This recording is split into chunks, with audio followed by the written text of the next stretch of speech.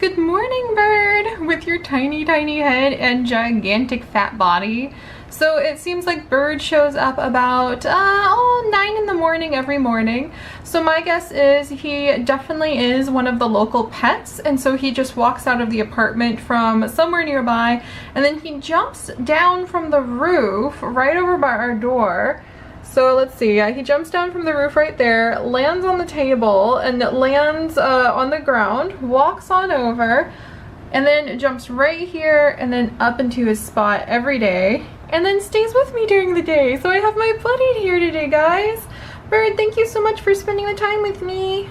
Yay, look at this, vegetables, delicious, delicious looking vegetables. I think that's probably tofu, sesame balls, which I am a sucker for. So many delicious things that Chips just brought home for lunch. I am so excited. Guys, recording is a lot harder than I remember.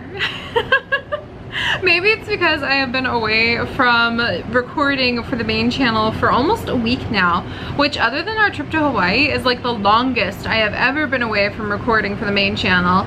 But it's so much harder than I remember because I am trying to set up so many different things on my new laptop, and I feel really bad because I thought I was going to have videos out for the main channel like 2 days ago, and I'm still stumbling over my own feet trying to adjust to being here. My sleep schedule has just barely started to make any degree of sense.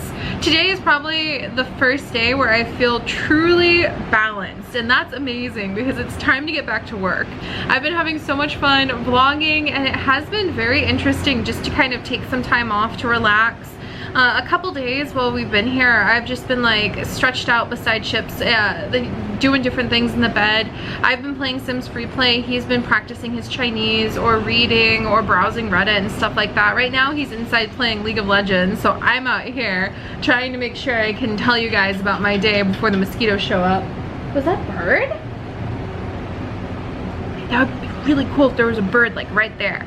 You guys can probably hear all the city landscape around me right now too. That's just so fun to me. But there have been days where we've just been like stretched out, not really doing anything together, and that never happens at home. So it's been kind of nice to have just a couple of special times with him like that, just to relax and hang out together and be together. Is the camera a little wonky?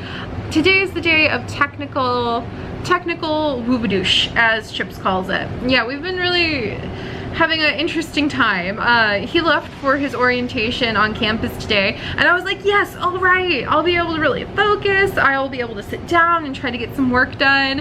And then for the next 3 hours, I was tearing my hair out, mosquito, tearing my hair out, trying to get Bandicam to work and trying to get my Blue Yeti to work. I should have set those things up on my laptop before we left so that I would be able to look at Peapod, my PC that I have back at home, and look at all the settings and everything that I have adjusted. And you just kind of forget that there are these gigantic technical hurdles that you have to get up over in order to reach a level where you can just sit down and pump videos out like no problem.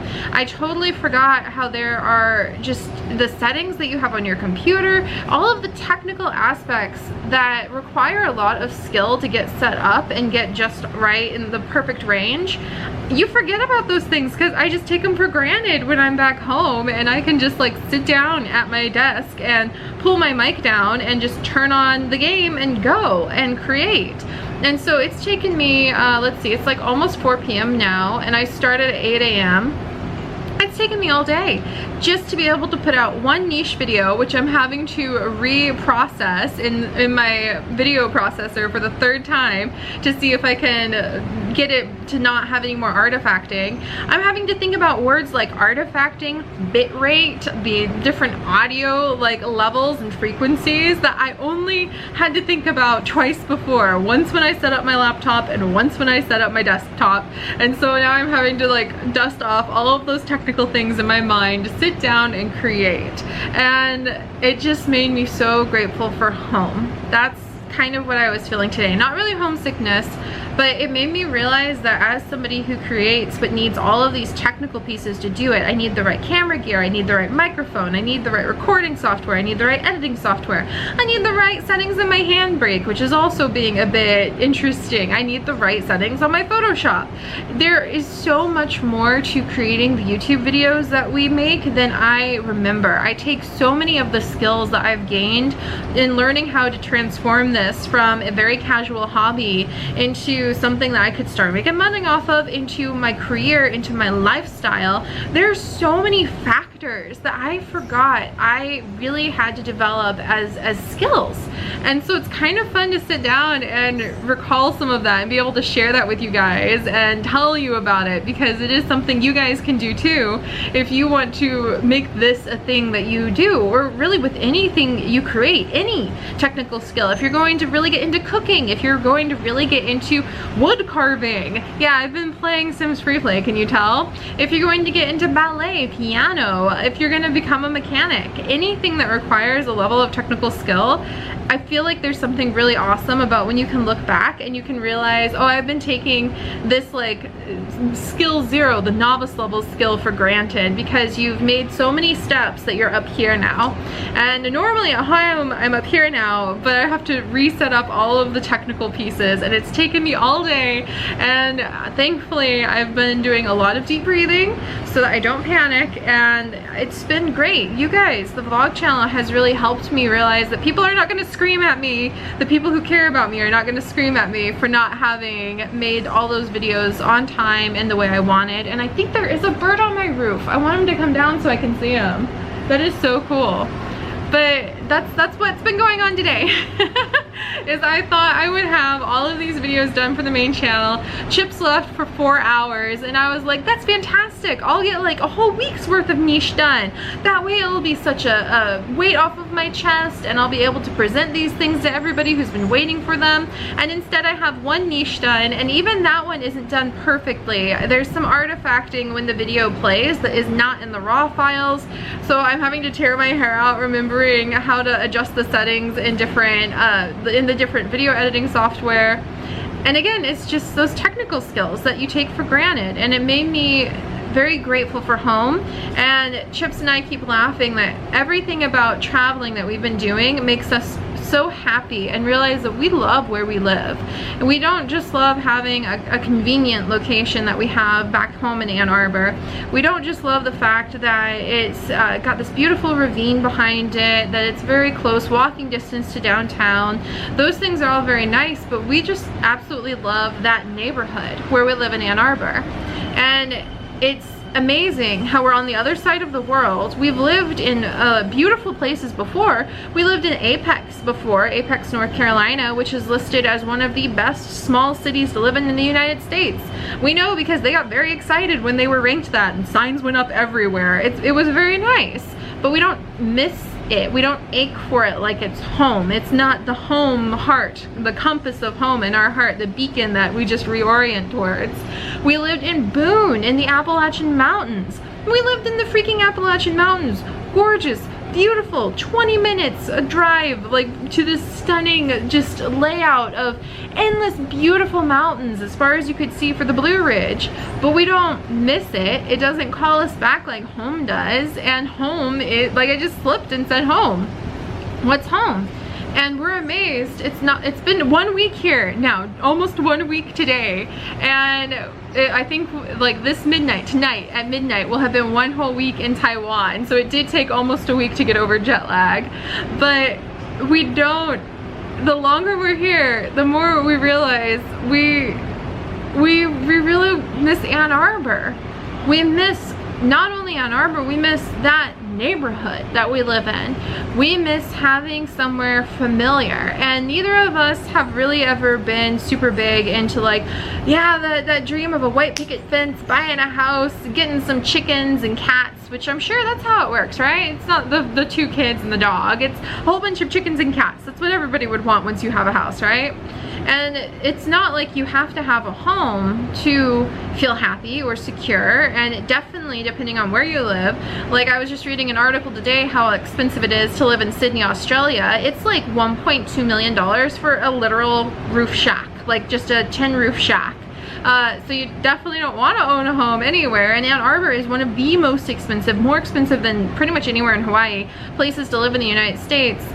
But it's amazing how you can look at the laundry list of reasons why it would be inconvenient. Property taxes are super high there because taxes go towards really bettering the schools and bettering the streets. And you look at all that laundry list, and we still keep looking at each other lately and just going, I really miss home. And we both know what home means. So this is the first time in our adult lives where we've started to really seriously sit down just in this last week. We've talked about it on and off for months, but in the last week we've really looked at each other and we've gone, we want a house, we want a home, and we know where we want a home. And we'll have to see, maybe that'll happen. Maybe it's a dream that will come true and we'll be able to get a home in Ann Arbor in Michigan, and that will be our home, and that would be amazing. And I would be so touched and overwhelmed to know that there's a spot. I never had a home growing up. Chips grew up with a family home that he lived in from 3 to when he graduated, and his mom is still there. My family moved all the time because we didn't have enough resources to own a home. It just was wherever we could find shelter and wherever we could have a place to stay. So the idea of being able to get a home with him and make that our family home, something that we can come back to again and again and again, wow. But the thing is, when he graduates, unless I manage to magically transform my channel into the thing that could support both of us for all of longevity, we're gonna have to move again to go wherever his career as a professor is going to take him. But we've even been talking about how that'd be okay. We could rent out our home in Ann Arbor and just know that that's home, and one day we'll go back to it. So we're thinking about that. And how did I get here from talking about technical issues and dodging mosquitoes while looking for birds on top of my roof? Because when I sit down at the desk here, and slowly but surely, and I know by arriving consistently, just like any technical skill, when you consistently apply it, that's how you develop a technical skill. And when you objectively pull back to look at how you have laid out the resources, you can't look at a machine, you can't look at settings in a computer and just rawr, emotions and expect that to do anything. You have to step back and you have to analyze it step by step. Chips is going to help me with looking at the bit rates on the videos as soon as he's done playing League again with his friends at very terrible FPS, like 200 FPS. But once he finishes that, he's going to look at the bit rates with me and we'll apply that technical skill. But the thing is, when I sit down at that desk to develop that technical skill and to try to get a little bit better at recording videos in a foreign country on a whole new set of software, a whole new set of equipment, it makes me so grateful for home, where those things I don't even have to think about. I can perform my art at home, my technical skills at home, because I didn't realize it, but because there's a unity between the physical place, the equipment, and myself there. There is a dance that we kind of all do together. I have everything set up just the way I need. I have everything laid out just the way that falls into the ranges that are required for my work. So when I go in, I no longer have to think about how to perform. I sit down and I'm able to do it. And it reminds me, and this is what made my heart really kind of swell with the idea of, oh my gosh, having a home means this, of my mother's art studio, of my grandmother's art studio, of growing up and my grandmother having her art studio where all of the rows of her different paint swatches, all of the little tiny paint tubes that she had were lined up in custom built wooden holders that my grandfather, who was a woodworker, made for her. And they had it lined up on the sides, and she had this big studio window that she would lay out the paper that she would paint on, and she had all of her paintbrushes, everything in it. Looked like chaos, but everything had a place and everything was in its place. And you guys are like slipping, I am so sorry about that, but that's what my grandma did. That's what she was able to do, is make her art studio. And now I realize that it wasn't just a place that held her equipment. It was a place where, because she lived there for so many years, there was a unity with the space itself that allowed her to really perform as an artist without having to struggle against it, without having to set anything up, without having to think about it. And that's really beautiful. And I don't think I've ever really thought about it in that depth. I don't think I've ever been so grateful for my office, not just as my own personal retreat, not just as something that's convenient for me because it's already set up, but as a space where the performance doesn't even have to be thought about. It can just be done. And I'm going to have to work really hard on the technical skills to be able to set up my new office here and be able to perform. But that's going to be one of my big goals. So that's my thoughts for today, because today has been a day of really struggling behind the scenes with getting everything fixed and working and up to go for the main channel. And I wanted to show you guys more of Taipei, which is how you pronounce it correctly, by the way. Taipei, not Taipei. I wanted to show you more, but we keep keeping a very nervous eye on the storm now that we know that the weather has been so severe and bad. But we'll see. We might go to a buffet tonight. I don't know if you're not allowed to talk here when you are picking out food at buffets. It's considered exceptionally rude and bad. Chip says it has something to do with a Buddhist philosophy of how to eat. So if you guys know about that, then let me know. When you pick the food out, you're not supposed to talk. When you sit down, you can talk all you want while you're eating. But we may go to a buffet. He brought home some food from one of those buffets for dinner tonight, and I'll show you guys what we pick out to eat. But it's another day of kind of resting. Yesterday, after all, was that huge adventure eating at a super fancy place. So now we're really feeling like eating pretty much vegetables and cheap for the next few days. And I'm going to go back inside and work on my technical skills. And if I see any cool cats, you can tell the storm's probably coming because all the cats have disappeared. Or I eat any more delicious vegan food, I will let you guys know. But let me know if that resonates with you. Having a place to perform. I know we have so many amazing artists in our community, people who do sports.